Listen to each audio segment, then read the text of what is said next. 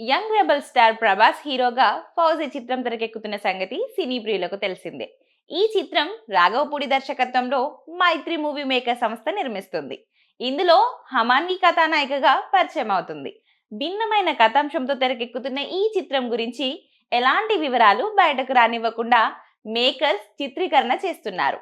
అత్యంత గోప్యంగా ఈ సినిమా షూటింగ్ జరుగుతుంది.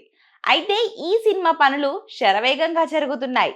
1940 నేపథ్యంలో జరిగే హిస్టారికల్ రొమాంటిక్ డ్రామాగా ఫౌజీ తెరకెక్కబోతున్నట్లు ప్రచారం కొనసాగుతుంది.